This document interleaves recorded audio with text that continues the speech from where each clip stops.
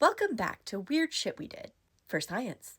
Let's talk about giving spiders drugs and the urine of schizophrenic patients. So it's 1948, and there's this Swiss-German fella named Peter Witt. He's a doctor and chemist working at a university in Germany, and he's studying mostly the effects of chemicals on blood disorders, but transitioning into behavioral disorders and chemical effects there. And he has a colleague that's a zoologist studying the circadian rhythms of spiders, but the spiders are always spinning their webs between 2 and 4 a.m., and this guy doesn't like that schedule. So he asks his friend Peter if there's a substance he could give spiders to make them change the time they're spinning webs. Naturally, the chemist goes, let's find out. So they decide to give these spiders mescaline sedatives, LSD, which was pretty new. It had only been discovered in 1938, and caffeine to see if it changed the time that they decided to spin their webs. It didn't. They were still spinning 2 to 4 a.m. But the geometry of their webs had become extraordinarily disrupted. And they were able to measure and analyze geometric patterns that were consistent based on the type of drug that they were given. Also, if you're wondering how you give spiders drugs, you dissolve them in sugar water and you take a teeny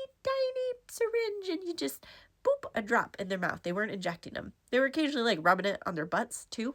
Dr. Peter Witt thought, well, if I can get enough of these webs generated to show that there's consistent patterns based on the chemical they receive, that the geometry changes, and you'll notice the most chaotic one was from caffeine, then maybe I could use this as a bioassay. What's a bioassay? Well, in this case, he thought he could give the blood or urine of schizophrenic patients to spiders, and then based on the chemicals that are in that patient's blood, the spider's web would reflect the chemical profile. And he was doing this for schizophrenic patients because at the time it was thought that schizophrenia was caused by an excess hallucinogenic chemical that circulated in the body.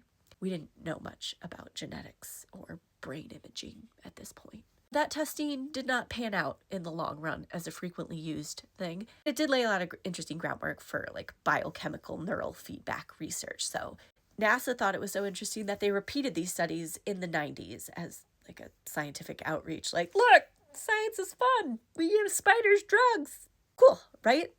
So yeah, the moral of the story is caffeine was the most disruptive drug when it came to building spider webs.